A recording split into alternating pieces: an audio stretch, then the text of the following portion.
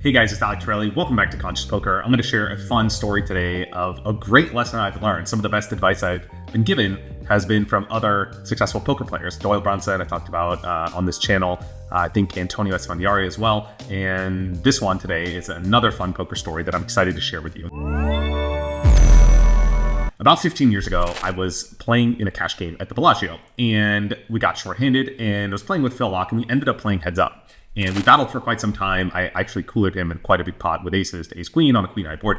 That was fun. And anyway, after the session, I asked him, I was like, hey, I just had went on a very big downswing. I was sort of recovering from this huge downswing I went on. In 2007, I moved to Australia. I couldn't play poker in the US. I just recently turned pro. I won what was then the biggest tournament online. It was the F-Tops. It was like the full tilt F-Top series. It would be like winning the super major Sunday Million type of thing that was once a year.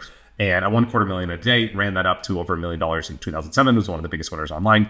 And I went on this let ego get in the way. I've talked about this before on the channel, but let ego get in the way and stop studying and stop staying ahead of the curve. Jumped into the biggest games, and I was crushing for about a year. And then the next year I just sort of got complacent and just went on a massive downswing, lost $1 million.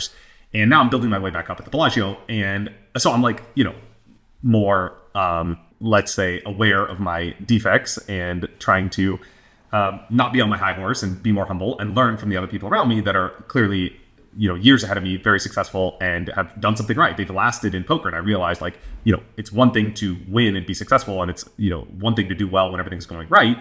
That's not that hard. It's like in poker, you probably can relate. It's quite easy to play well when you're winning, but it's how you react when you're losing that defines you. And so in the same way, when you're on a downswing, how you behave and how you manage your capital and how you manage yourself and your emotions and your approach towards poker, whether you're the victim or whether you're taking full empowerment and responsibility and saying, hey, I could have done something better. Those sort of ways that you view reality and those sort of ways that you respond to those adversities really define your character and your life. And that's a great metaphor, I think, for life as well. You're always going to have setbacks. You're always going to have downswings. You're always going to have tough times. And so I'm just kind of recovering from this. I'm back at Bellagio. It's like 2009. Don't quote me. It's like 15 years ago. I'm definitely in my young 20s. I'm 37 now. So maybe I was 22 at the time. Feels like I was, just starting out, but I'd been playing poker for 6 years at this point. My roller coaster ride up to the top of the ranks was when I was 19. So I, had already had quite a bit of experience in poker. But I realized that, I've kind of lived this crazy roller coaster and done, made a lot of mistakes and, had this huge setback. And now I'm trying to grind back. And so he thought for a minute after I asked him this advice. He's sitting there with Jen and talking, and we're like kind of talking after the session. He tells me a book to read, which was a One Up on Wall Street, which is a great book. And he kind of thought about reflecting on his life. And he said, you get rich slowly. It was just like the combination of the simplicity to which he said it. And it's 4 words. It's a pretty simple quote. And the fact that I had just tried to get rich quickly by moving up from, I was thinking of playing 10, 20, 25, 50 when I won that tournament to, 100, 200, 200, 400, 300, 600, playing the biggest games online. And I did get rich quickly, but then I also got broke quickly. And so it was just a completely different approach that most poker players had, especially the young people coming up in online poker in my generation, where it's like bankroll management wasn't really a thing back then for a lot of people in our generation, or maybe I'm speaking for other people and I shouldn't, but certainly for me. And I was trying to win the most amount, play the biggest games, and that's fine, and it's great to have that ambition. But when you have the run up that comes very quick, the downfall comes just as quickly. And I think people believe that if I do something really quick with a short time horizon to make a lot of money, I will change my habits once I get the allocated amount of money. And then I will become someone with a lower time preference, and I will delay gratification, and I will make better financial decisions. So I kind of thought that too. And I remember when I first started playing poker, I was maybe aiming to have a 20K bankroll, because that to me seemed like, an infinite amount of money. I was in high school at the time. And I remember just thinking if I had that, I will do this. And then I moved that goalpost to 100K when I got to that point. And then if I had that, I will do this. And then as I moved up in ranks, I feel like it's quite common. People keep moving the goalpost down the road, where it's funny because where does this point end? They asked a billionaire how much he was still working, like how much, do you need to stop, or, what's the goal for you? And he said, just a little bit more.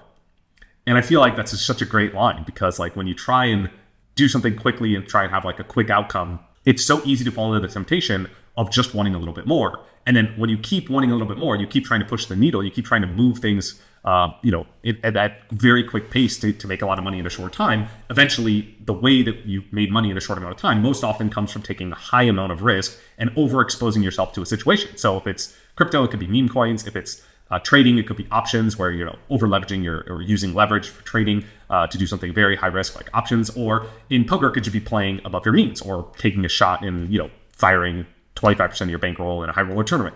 You see this all the time in poker, and there are some success stories of people that make it and they blow up and they do super well. But who makes it in the long term in poker? It's the people that have this delayed gratification, or what's called a low time preference, meaning they're willing to sacrifice something today for a better outcome tomorrow. And I think this is a super important character trait that defines success long term. And I think it's not only about bankroll management, but applies to other facets of life as well. So it's really about this ability to delay gratification and look for like the long-term compounding effects of the quality of your decisions and let that play out over a long time period. So we can even look at this on a micro level, right? Like in a personal life, it could just be like going to the gym today, something you don't feel like doing, but you do it today to have a better physical health, mental health, body tomorrow.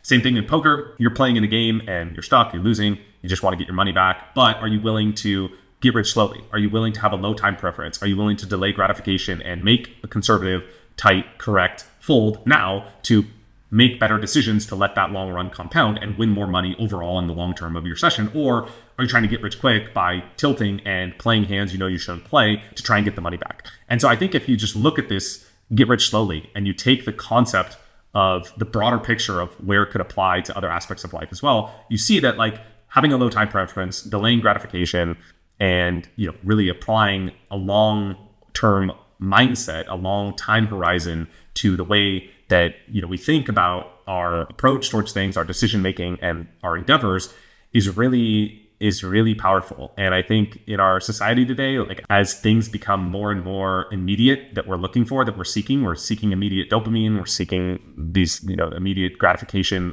through social media, we're seeing immediate gratification of all of our wants and desires. Like things are always at the click of a button, whether it's a sexual fantasy, a porn, you have an immediate desire to buy something, you have Amazon, you're shopping, like everything that people want is immediately available. You want food, there's infinite amount of options of all this sort of high dopamine stimulating food. And so who wins? Like who wins in our current society? It's the people that are not conforming to that and taking the long horizon, long-term approach and delaying gratification.